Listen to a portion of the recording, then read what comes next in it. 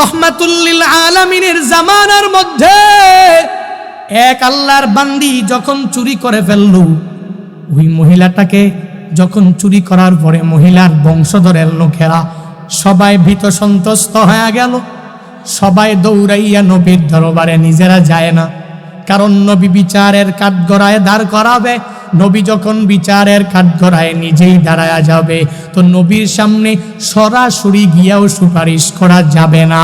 ওই বংশের লোকেরা ওই মহিলার চুরির বিচারটা একটু হালকা করার জন্য দৌড়াইয়া চলে গেলেন হযরতে যায়েদ বিন হারেসা, আমার নবীর পালক পুত্র, তার একজন ছেলে আছে উসামা বিন যায়েদ রাদিয়াল্লাহু তাআলা আনহু, আমার নবীর নাতির কাছে দৌড়ায়া চলে গেলেন। আর যা বলেন, হে উসামা, ওই নবীর কাছে তুমি দৌড়ে যাও, আর নবীর কাছে গিয়া তুমি জানায়া দাও আমাদের বংশের মধ্যে একটা মহিলা চুরি করে ফেলেছে। ওই মহিলার ব্যাপারে নবী বিচারের কাঠগড়ায় দাঁড়ায়া যাবে। তুমি যদি একটু সুপারিশ করো, ওই মহিলার চুরির বিচারটা একটু হালকা হয়ে যাবে।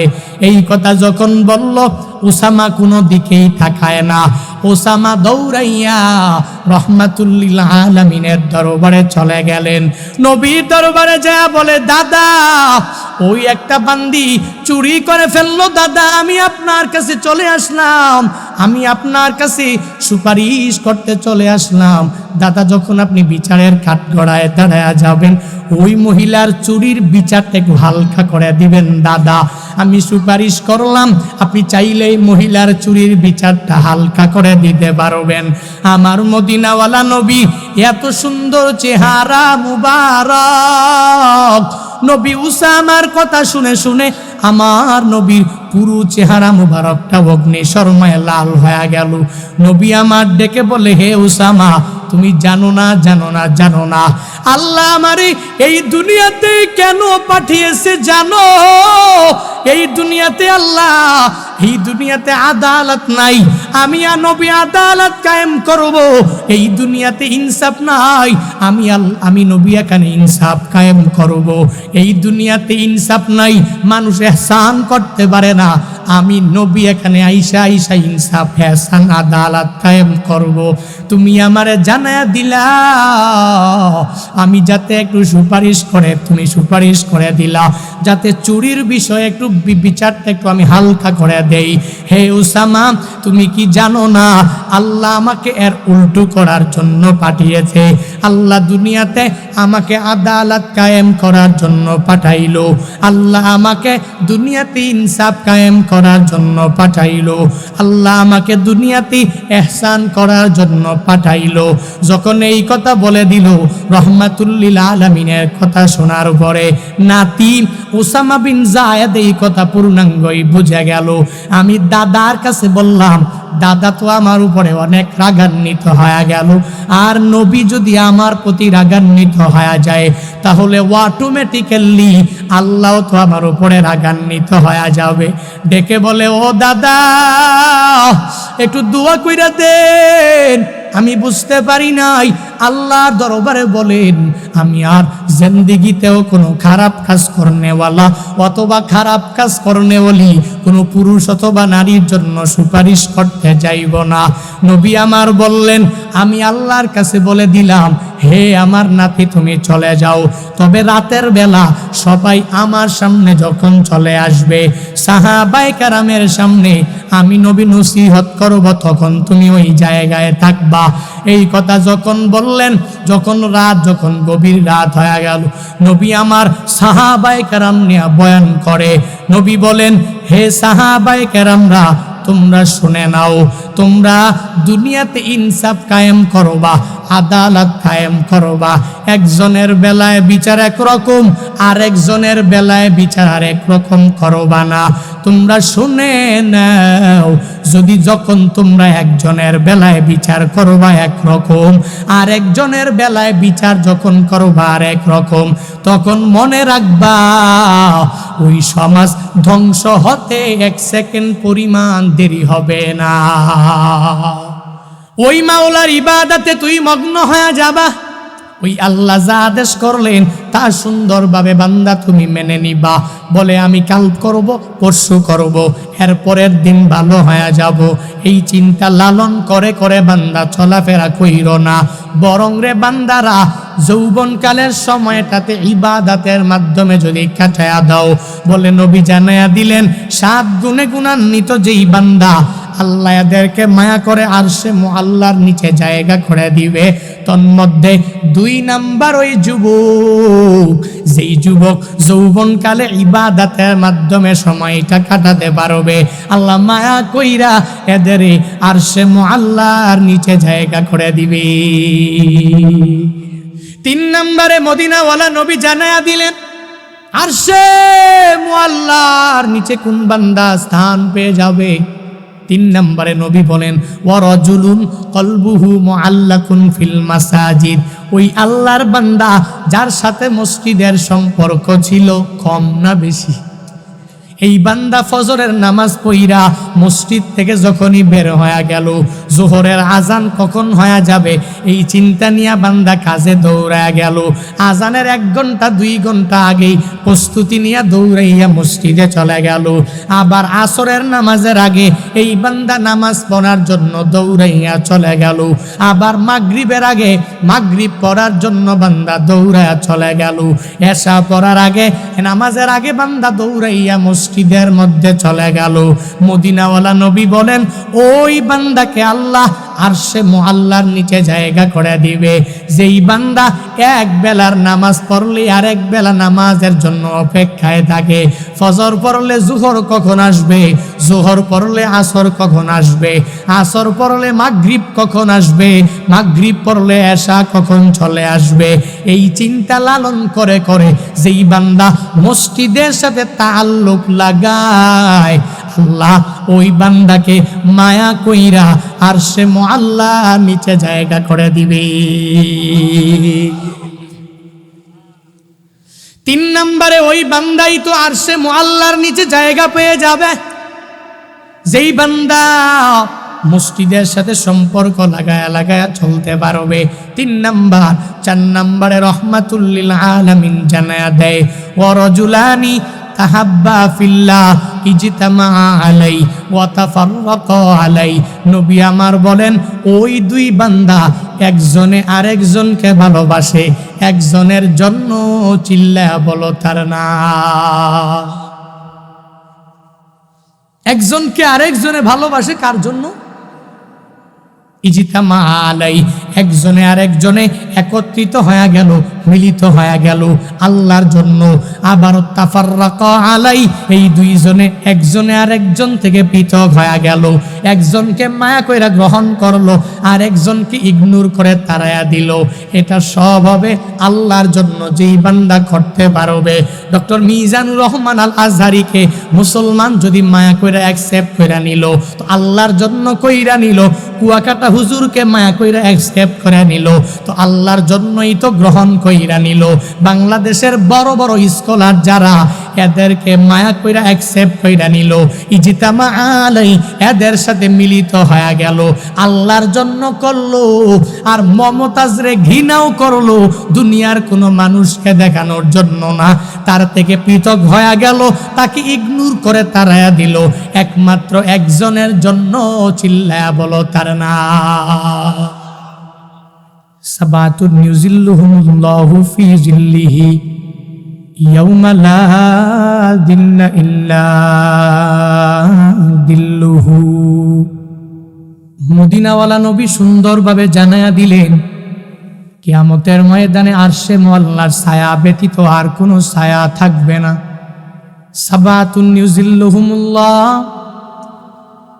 আল্লাহ এদেরকে 7 গুণে গুণান্বিত বান্দাকে মায়া করে আরশে মুআল্লার নিচে জায়গা করে দিবে। নবী বলেন ইয়াউমা লা যিল্লা ইল্লা যিল্লুহু।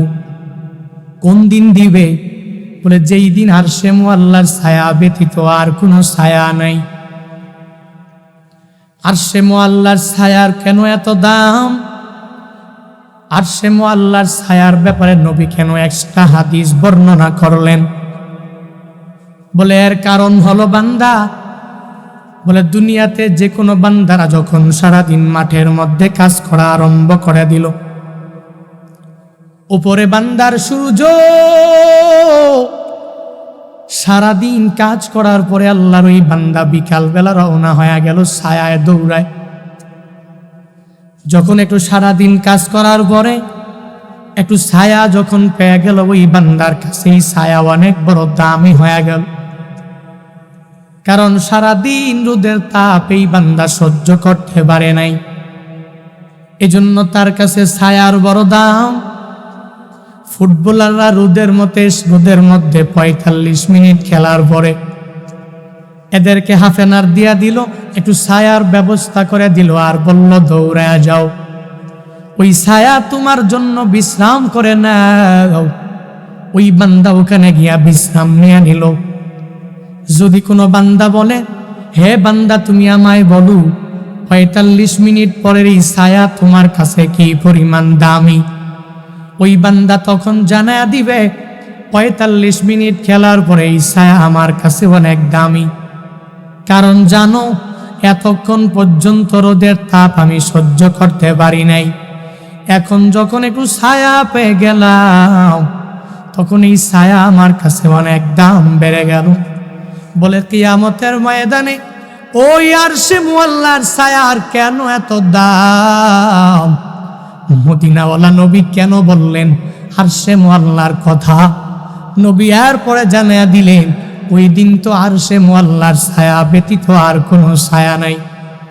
এই মানুষগুলো পুরা জমিনটা জুড়ে হাসরের ময়দানে দৌড়াবে, আরশে মুআল্লার ছায়া ব্যতীত আর কোনো ছায়া নাই। এই বান্দা যেদিন দৌড়াবে, ওই দিন আরশে মুআল্লার ছায়ার নিচে আল্লাহ মায়া করে 7 গুণে গুণান্বিত বান্দাকে স্থান দিয়া দিও। তন্মধ্যে 1 নাম্বার আল ইমামুল আদিল, ন্যায়পরায়ণ নেতা যেই বান্দা হয়ে যাও।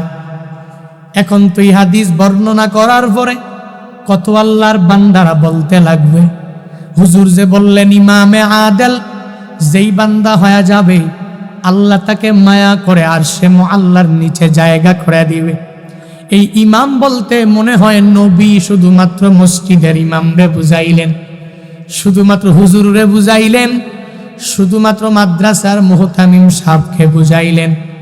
এরে বান্দা না না, এই ইমামে আদেল বলতে নবী আমার শুধুমাত্র মসজিদের ইমামটাকেই বুঝাইলেন না।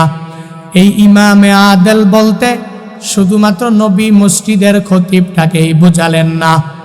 এই ইমামে আদেল বলতে শুধুমাত্র মাদ্রাসার হুজুরেরা না। এই ইমামে আদেল বলতে শুধুমাত্র তুলাবায়ে ইলমের দিন ওরা এমনটা নয়, বরং ইমামে আদেল কারা? বলে এখানে যারা আসলেন সবাই তো একজন বড় বড় ইমাম। বলে হুজুর কেমনে? আমি তো মানুষের সামনে দাঁড়াইয়া নামাজ পড়াই না, আমি কেমনে ইমাম হয়ে গেলাম? বলে বান্দা ইমাম হওয়ার জন্য শুধুমাত্র মসজিদে যাইয়া ওখানে 5 বেলার নামাজে মুক্তাদিদের সামনে নামাজ পড়ানোর মাধ্যমে ইমাম শুধুমাত্র ওই ইমাম না। বলে ইমাম কারা? বলে যাদের অধীনস্থ থাকবে এরাই অনেক বড় ইমাম। একজনের অধীনস্থে কিছু লোক আছে, ওই লোকগুলোর ইমাম সে, ওই লোকগুলোর নেতা হলো সে। বলে কেমনে? বলে এখানে যারা আসলেন আপনাদের পরিবারের মধ্যে ছেলে আছে, আপনাদের পরিবারেও মেয়ে আছে, আপনাদের পরিবারের মধ্যে আপনার সন্তানাদিরা রয়েছে, আপনার পরিবারের মধ্যে আপনার স্ত্রীরাও রইল, আপনার পরিবারের মধ্যে আপনার পুত্রবধূরাও রয়েছে। ওই ঘরের মধ্যে আপনি সবার চেয়ে অনেক বড় একজন গার্ডিয়ান, আপনি সবার অভিভাবক, আপনি হলেন ওই ঘরের জন্য অনেক বড় নেতা, আপনি হলেন ওই ঘরের জন্য অনেক বড় ইমাম। বলে মদিনাওয়ালা নবীর পয়গাম অনুযায়ী কোন বান্দা ইমামে আদেল হয়ে যাবে? বলে ঘরের মধ্যে তখনই এই বান্দা ইমামে আদেল হবে যদি ঘরের মধ্যে এক ছেলের বেলায় একরকম আর এক ছেলের বেলায় আরেক রকম না করে, প্রত্যেকটা ছেলের দিকে এক নজরে তাকায়, প্রত্যেকটা মেয়ের দিকে একই নজরে তাকায়, পুত্রবধূ 3টা একজনের দিকে একভাবে তাকায় আরেকজনের দিকে আরেকভাবে তাকায় এমনটা নয়, বরং সবার দিকে সমান চোখে যদি বান্দা তাকায় ঘরের মধ্যে, তখনই এই বান্দা ইমামে আদেল হয়ে যাবে। তবে ইমামে আদেল হবে ওই বান্দা ঘরের ইমামের জন্য ঘরের ইমামে আদেল। কিন্তু বান্দা দুনিয়াতে তাকায় দেখ, কত আল্লাহর বান্দারা ঘরের মধ্যে আদালত কায়েম করতে পারে নাই। একজন ছেলের বেলায় বিচার করে একরকম, মেয়ের দিকে তাকায় আরেকভাবে। ছেলেটা কামাই করে আইনা আইনা খাওয়াইয়া দিতে পারে, এজন্য ছেলের জন্য দামি দামি রুম বানায়া দিল। যেই মেয়েটা কামাই করে করে খাওয়াতে পারবে না, ওই মেয়ের জন্য দামি রুম বানায়া দেয় না, অন্য চোখে আর চোখে তাকায়। সমাজে আছে না না? এক ছেলে অনেক বড় ধনী হয়ে গেল, এজন্য তার দিকে এক নজরে বান্দা তাকাইলো। আর একটা ছেলে সুন্দরভাবে ইনকামও করতে পারে না, তার দিকে সুন্দরভাবে তাকায়ও না, তাকে প্রায়োরিটিও দেয় না, তাকে সম্মানের চোখেও তাকায় না, স্নেহের নজরেও তাকায় না। কত পরিবারের মধ্যে, সমাজের মধ্যে বান্দা তাকায়া দেখবেন এরকম লোকের অভাব নাই, যেই মানুষেরা তাদের ঘরের মধ্যে আদালত কায়েম করতে পারে নাই। কিন্তু মদিনাওয়ালা নবী জানায়া দিলেন, আর সে আল্লাহর ছায়ার নিচে ওই বান্দা স্থান পেয়ে যাবে যেই বান্দা ইমামে আদেল হতে পারবে, যেই বান্দাটা ইমামে আদেল ন্যায় পরায়ণ ইমাম হয়ে যেতে পারবে। একজনের বেলায় বিচার করবে একরকম, আর একজনের বেলায় বিচার করবে আরেক রকম। এই খাসলত যেই বান্দার মাঝে থাকবে না, ওই বান্দাই তো হয়ে যাবে ইমামে আদেল। কিন্তু ইমামে আদেল কেমনে হবে? সমাজের এলাকার মাতবরের দিকে তাকায়া দেখবেন, ধনী, টাকা পয়সার অভাব নাই, ধনী 1000 টাকা যখন গোপনে গোপনে দিয়া দিল, ওই ধনীর বেলা বিচার করে না, আর গরিব টাকাও দিতে পারে না, এজন্য গরিবের বেলায় বিচার করে 16 আনা। আছে না নাই? বাংলাদেশের বড় বড় বড় বড় উচ্চপদস্থ কর্মকর্তারা এরে বান্দা একটু বিবেক দিয়ে বিবেচনা করে, বালিশের সঙ্গে মাথাটা লাগাইয়া একটু চিন্তা ভাবনা করে নাও, দেখবেন বিভিন্ন জায়গার মধ্যে কত বান্দারা নিজেরা ইনসাফ কায়েম করতে পারে নাই, আদালত কায়েম করতে পারে নাই। হুজুরের বেলায় বিচার একরকম, নায়ক নায়িকাদের বেলায় বিচার একরকম, হুজুরের বেলায় বিচার একরকম, নেতা নেত্রীর বেলায় বিচার করে একরকম। হুজুর বৌনিয়া হালাল বৌনিয়া রিসোর্টের মধ্যে চলে গেল, এখন হুজুরের বেলায় বিচার পুঙ্খানুপুঙ্খ। আর যেই বান্দারা এদেশে অপসংস্কৃতি প্রমোট করতে চায়, আগে ছেলের খবর তারপরে জামাইয়ের খবর দিয়া দিল, ওই জামাই আগে দিল সন্তানের খবর তারপরে দিয়া দিল বিয়ার খবর। ওই মানুষগুলো পাসপোর্টও ঠিক আছে, ভিসাও ঠিক আছে, পৃথিবীর সব দেশের মধ্যেও যাইতে পারে, কোনো এয়ারপোর্টে আটকায়ও না। আর হুজুরদের বেলায় বিচার করে 16 আনা। এদের মতো যারা লুচ্ছা, এদের বেলায় বিচার 1 আনাও করে না। আছে না না? যতই বান্দা বলে আমি নামাজি, আমি অনেক বড় রোজাদার, আমার মতো বড় নেক আমলওয়ালা কেউ নাই, কিন্তু এই বান্দা তো পশ্চিমকালও ইমামে আদেল হতে পারে নাই। নেতা হইতে পেরেছে কিন্তু আদালত কায়েম করতে পারে নাই। ইমামে আদেল হওয়ার জন্য আল্লাহ নিজেই নিজেই বান্দাদেরকে আদেশ দিয়া দিলেন। আল্লাহ বলেন, ইন্নাল্লাহা ইয়া'মুরু বিল আদলি ওয়াল ইহসান।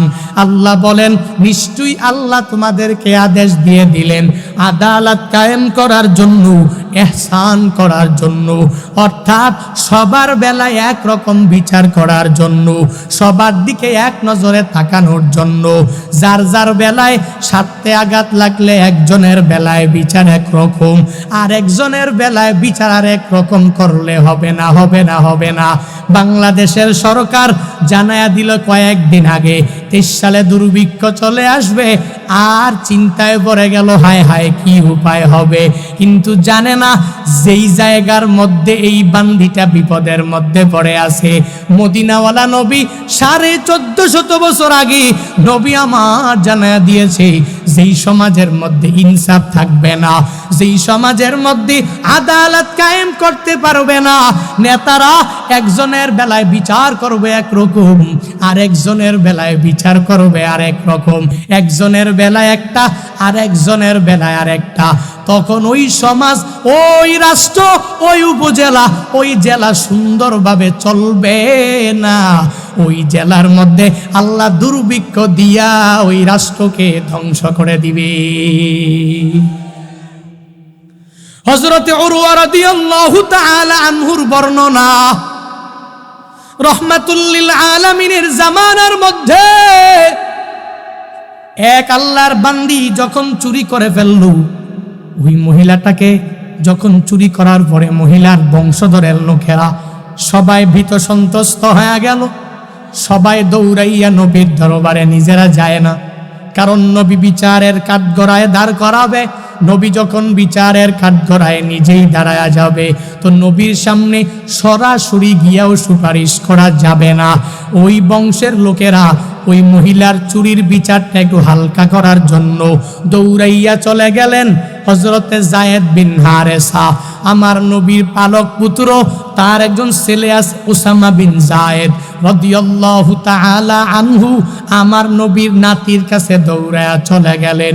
আর যা বলেন, হে উসামা, ওই নবীর কাছে তুমি দৌড়ে যাও, আর নবীর কাছে গিয়া তুমি জানায়া দাও, আমাদের বংশের মধ্যে একটা মহিলা চুরি করে ফেলেছে। ওই মহিলার ব্যাপারে নবী বিচারের কাঠগড়ায় দাঁড়ায়া যাবে। তুমি যদি একটু সুপারিশ করো, ওই মহিলার চুরির বিচারটা একটু হালকা হয়ে যাবে। এই কথা যখন বলল, উসামা কোনো দিকেই তাকায় না। উসামা দৌড়াইয়া রহমাতুল লিল আলামিনের দরবারে চলে গেলেন। নবীর দরবারে যায় বলে, দাদা, ওই একটা বান্দি চুরি করে ফেললো দাদা, আমি আপনার কাছে চলে আসলাম, আমি আপনার কাছে সুপারিশ করতে চলে আসলাম। দাদা, যখন আপনি বিচারের কাঠগড়ায় দাঁড়ায়া যাবেন, ওই মহিলার চুরির বিচারটা একটু হালকা করে দিবেন দাদা। আমি সুপারিশ করলাম, আপনি চাইলেই মহিলার চুরির বিচারটা হালকা করে দিতে পারবেন। আমার মদিনাওয়ালা নবী, এত সুন্দর চেহারা মুবারক, নবী উসামার কথা শুনে শুনে আমার নবীর পুরো চেহারা মুবারকটা অগ্নি শর্মায় লাল হয়ে গেল। নবী আমার ডেকে বলে, হে উসামা, তুমি জানো না, জানো না, জানো না আল্লাহ আমারে এই দুনিয়াতে কেন পাঠিয়েছে জানো?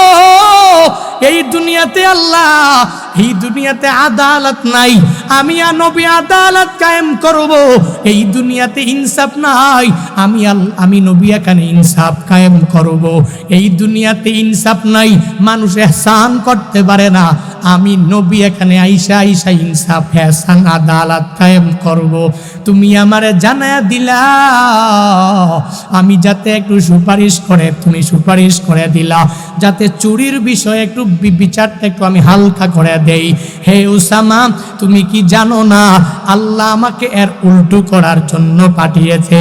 আল্লাহ দুনিয়াতে আমাকে আদালত কায়েম করার জন্য পাঠাইলো, আল্লাহ আমাকে দুনিয়াতে ইনসাফ কায়েম করার জন্য পাঠাইলো, আল্লাহ আমাকে দুনিয়াতে ইহসান করার জন্য পাঠাইলো। যখন এই কথা বলে দিল, রহমাতুল লিল আলামিনের কথা শোনার পরে নাতি উসামা বিন যায়েদ এই কথা পূর্ণাঙ্গই বুঝে গেল। আমি দাদার কাছে বললাম, দাদা তো আমার উপরে অনেক রাগান্বিত হয়ে গেল, আর নবী যদি আমার প্রতি রাগান্বিত হয়ে যায়, তাহলে অটোমেটিক্যালি আল্লাহ তো আমার উপরে রাগান্বিত হয়ে যাবে। ডেকে বলে, ও দাদা, একটু দোয়া কইরা দেন, আমি বুঝতে পারি নাই। আল্লাহর দরবারে বলেন, আমি আর জিন্দেগিতেও কোনো খারাপ কাজ করনেওয়ালা অথবা খারাপ কাজ করনেওয়ালি কোনো পুরুষ অথবা নারীর জন্য সুপারিশ করতে যাইব না। নবী আমার বললেন, আমি আল্লাহর কাছে বলে দিলাম, হে আমার নাতি, তুমি চলে যাও, তবে রাতের বেলা সবাই আমার সামনে যখন চলে আসবে, সাহাবায়ে কেরামের সামনে আমি নবী নসিহত করব তখন তুমি ওই জায়গায় থাকবা। এই কথা যখন বললেন, যখন গভীর রাত হয়ে গেল, নবী আমার সাহাবায়ে কেরাম নিয়ে বয়ান করে। নবী বলেন, হে সাহাবায়ে কেরামরা, তোমরা শুনে নাও, তোমরা দুনিয়াতে ইনসাফ কায়েম করবা, আদালত কায়েম করবা। একজনের বেলায় বিচার একরকম, আর একজনের বেলায় বিচার আরেক রকম করবা না। তোমরা শুনে নাও, যখন তোমরা একজনের বেলায় বিচার করবা একরকম, আর একজনের বেলায় বিচার যখন করবা আরেক রকম, তখন মনে রাখবা ওই সমাজ ধ্বংস হতে 1 সেকেন্ড পরিমাণ দেরি হবে না। কারণ তোমাদের আগের সম্প্রদায়ের যেই লোকেরা ছিল অনেকেই ধ্বংস হয়ে গেল। কেন জানো? কারণ তারা আদালত কায়েম করতে পারে নাই, কারণ তারা দুনিয়াতে ইনসাফ কায়েম করতে পারে নাই। হে সাহাবায়ে কেরামরা, আমি চাই তোমরা তোমাদের সমাজটা ধ্বংস হয় না যাক, এজন্য তোমরা আদালত কায়েম করবা, ইনসাফ কায়েম করবা। আর শুনে নাও, আমি নবীর কন্যা সন্তান হলো ফাতিমা। যেই ফাতেমা হলো নবীর এত প্রিয়, নবী এক হাদিসের মাধ্যমে জানায়া দিয়েছে, ফাতিমা তো বিজআতুম মিন্নি, ফাতেমা আমার দেহেরই একটা অংশ। ওই ফাতেমার ব্যাপারে নবী সাহাবায়ে কেরামদেরকে সামনে নিয়ে জানায়া দেয়, হে সাহাবায়ে কেরাম, তোমরা শুনে নাও, আমার কন্যা ফাতিমা যদি কোনো অন্যায় অপরাধের মধ্যে যদি লিপ্ত হয়ে যায়, আমার দেহেরই একটা অংশ, যদি আমার কন্যা সন্তানটাও কোনো অন্যায় করে, কোনো অপরাধের কাজ করে, আমার এত ঘনিষ্ঠ বাজন হওয়া সত্ত্বেও আমি আমার মেয়ের বেলায় বিচার একটু পরিমাণও হালকা করব, একটু হালকা করব না। তো রহমাতুল লিল আলামিন তার নিজের কন্যা সন্তানের ব্যাপারও এই কথা বললেন। কিন্তু আমরা কি করি? মাতবররা একজনের বেলায় বিচার করি একরকম, আরেকজনের বেলায় বিচার করি আরেক রকম। মেম্বারেরা একজনের বেলায় বিচার করি একরকম, আরেকজনের বেলায় বিচার করি আরেক রকম। চেয়ারম্যানেরা একজনের বেলায় বিচার করি একরকম, আরেকজনের বেলায় বিচার করি আরেক রকম। এক একজন এক এক পন্থায়। কিন্তু না, রহমাতুল লিল আলামিন শিক্ষা দিয়েছেন, তোমরা ইমামে আদেল হয়ে যাও। যে কোনো লাইনে থেকেই তোমরা নেতা হও, তবে নেতা হওয়ার পরেই তোমাদের আদেল হওয়া লাগবে। নেতা হইবা, শর্ত হলো আদালত যদি কায়েম করতে পারো। তো আদালত কায়েম করতে পারলেই আল্লাহ তোমাকে মায়া করে আরশে মুআল্লার নিচে জায়গা করে দিবে। ওয়াসারিউ ইলা মাগফিরাতিন মির রাব্বিকুম ওয়া জান্নাতিন আরদুহাস সামাওয়াতু ওয়াল আরদ। আল্লাহ বলেন, তোমাদের রবের ক্ষমার দিকে তোমরা দৌড়ায় চলে যাও, অনতি বিলম্বে দৌড়ায় যাও। মদিনাওয়ালা নবীও সুন্দরভাবে জানায়া দিলেন, ওয়াশাবুন নাশা ফি ইবাদাতি রাব্বি। যে যুবকরা তার যৌবনকালের সময়টা পাওয়ার পরে ইবাদতের মাধ্যমে কাটাইতে পারলো, আল্লাহ তাকে মায়া করে আরশে মুআল্লার নিচে জায়গা করে দিবে। ওই যুবকটাকে আল্লাহ মায়া করে আরশে মুআল্লার নিচে জায়গা করবে। যেই যুবক এই কথা বলে নাই যে আমি বৃদ্ধ হয়ে গেলে নামাজ পড়ব, বৃদ্ধ হয়ে গেলে রোজা রাখবো, বৃদ্ধ হয়ে গেলে আমি নেক আমল করব, বৃদ্ধ হয়ে গেলে আমি সব কিছু সুন্দরভাবে ধরে নিব, বরং যৌবনকালের সময়টা থাকতেই এই বান্দা নামাজ বাদ দেয় নাই।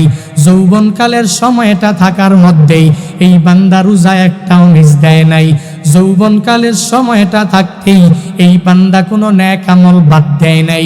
এই যৌবনকালের সময়টাকে এই বান্দা আল্লাহর দিকে ফিরে এসে আল্লাহ যা আদেশ করলেন তা মেনে জিন্দেগিটা চালাইতে পারলো।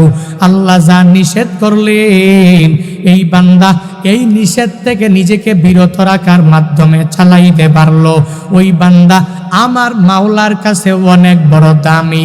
আমার মদিনাওয়ালা নবীর হাদিস অনুযায়ী ওই যুবকটাও হয়ে যাবে অনেক বড় দামি।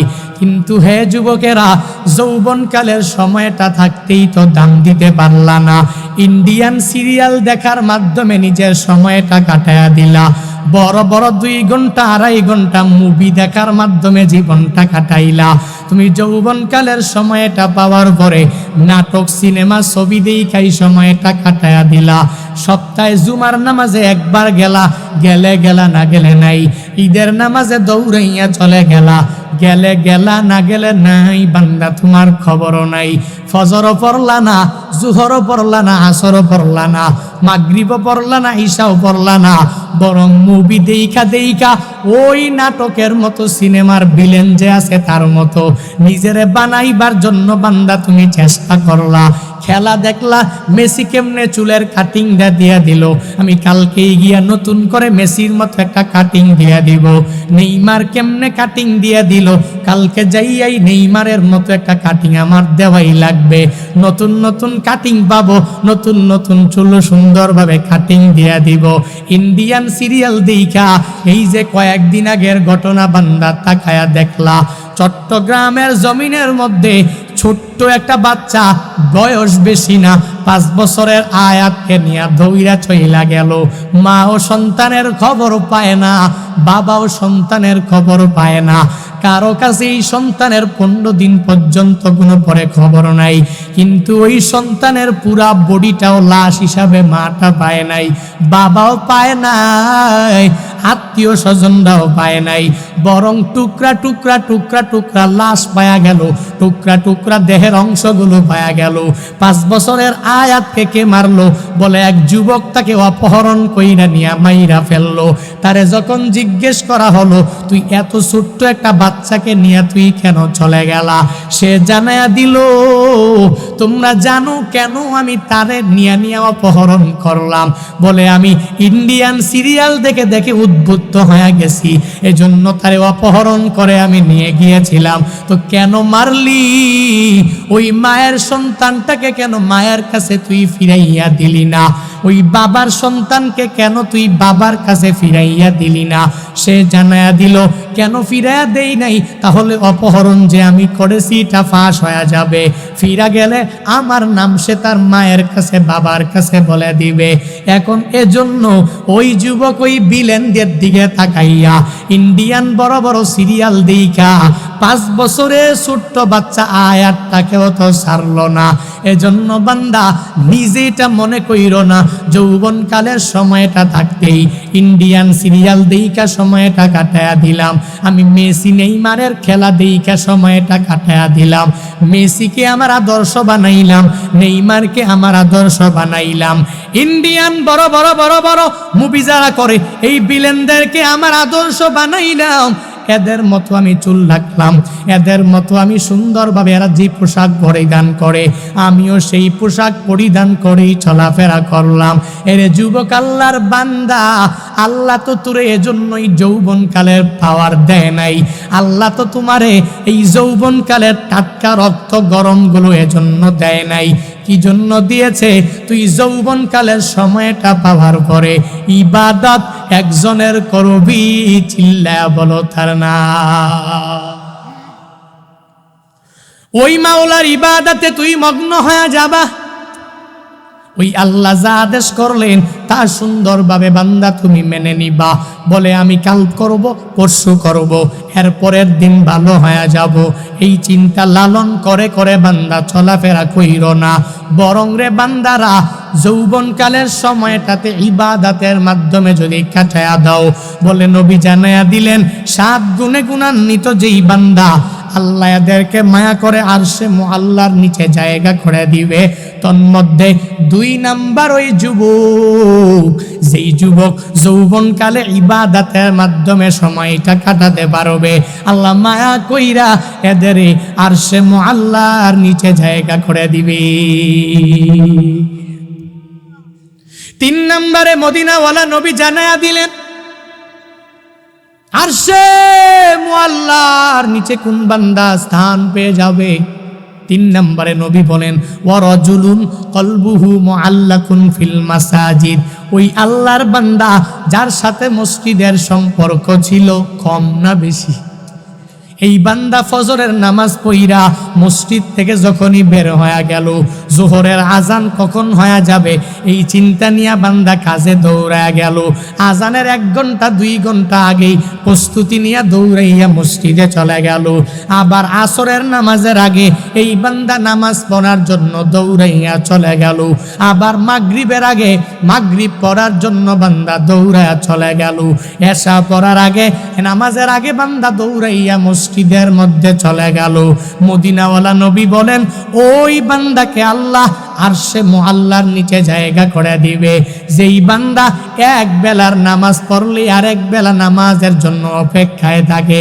ফজর পড়লে জোহর কখন আসবে, জোহর পড়লে আসর কখন আসবে, আসর পড়লে মাগরিব কখন আসবে, মাগরিব পড়লে এশা কখন চলে আসবে, এই চিন্তা লালন করে করে যেই বান্দা মসজিদের সাথে তাআল্লুক লাগায়, আল্লাহ ওই বান্দাকে মায়া কইরা আরশে মুআল্লা নিচে জায়গা করে দিবে।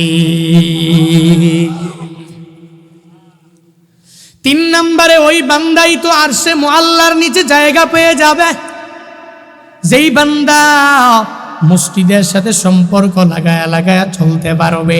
3 নাম্বার। 4 নম্বরে রহমাতুল লিল আলামিন জানায়া দেয় ওয়া রাজুলানি তাহাব্বা ফিল্লাহ ইজতামা আলাই ওয়া তাফাররাকা আলাই। নবী আমার বলেন ওই 2 বান্দা একজনে আরেকজনকে ভালোবাসে, একজনের জন্য চিল্লায়া বলো তার নাম। একজনকে আরেকজনে ভালোবাসে কার জন্য? ইজতামা আলাই, একজনে আরেকজনে একত্রিত হয়ে গেল, মিলিত হয়ে গেল আল্লাহর জন্য। আবার তাফাররাকা আলাই, এই 2 জনে একজনে আরেকজন থেকে পৃথক হয়ে গেল। একজনকে মায়া কইরা গ্রহণ করলো আর একজনকে ইগনোর করে তাড়ায়া দিল। এটা সব হবে আল্লাহর জন্য যেই বান্দা করতে পারবে। ডক্টর মিজানুর রহমান আল আজহারিকে মুসলমান যদি মায়া কইরা অ্যাকসেপ্ট কইরা নিল তো আল্লাহর জন্য কইরা নিল, কুয়াকাটা হুজুরকে মায়া কইরা অ্যাকসেপ্ট করে নিল তো আল্লাহর জন্যই তো গ্রহণ কইরা নিল। বাংলাদেশের বড় বড় স্কলার যারা এদেরকে মায়া কইরা অ্যাকসেপ্ট কইরা নিল, ইজতামা আলাই, এদের সাথে মিলিত হয়ে গেল, আল্লাহর জন্য করলো আর মমতাজরে ঘৃণাও করলো, দুনিয়ার কোনো মানুষকে দেখানোর জন্য না। তার থেকে পৃথক হয়ে গেল, তাকে ইগনোর করে তাড়ায়া দিল একমাত্র একজনের জন্য। চিল্লায়া বলো তার না। এই বান্দা একত্রিত হবেও আল্লাহর জন্য, এই বান্দা পৃথক হয়ে যাবে আল্লাহর জন্য। যেই বান্দারা এই গুণে গুণান্বিত হয়ে যেতে পারবে আল্লাহ মায়া করে আরশে মুআল্লার নিচে জায়গা করে দিবে। কয়টা গেল? 4টা। 1 নম্বরে আল ইমামুল আদিল, 2 নম্বরে ওয়াশাবুন নাশাফি ইবাদাতি রাব্বি, 3 নম্বরে নবী বলেন ওয়া রাজুলুন কলবুহু মুআল্লাকুন ফিল মাসাজিদ, 4 নম্বরে ওয়া রাজুলানি তাহাব্বা ফিল্লাহ ইজতামা আলাই ওয়া তাফাররাকা আলাই। বলে একজনে আরেকজনে মিলিত পৃথক হয়ে গেল সব আমার মাওলার জন্য, এরা আরশে মুআল্লার নিচে জায়গা পেয়ে যাবে। 5 নম্বরে নবী জানায়া দিলেন ওয়া রাজুলুন দাআতহু ইমরাতুন যাতু মানসাবিন ওয়া জামাল ফাকালা ইন্নী আখাফুল্লাহ।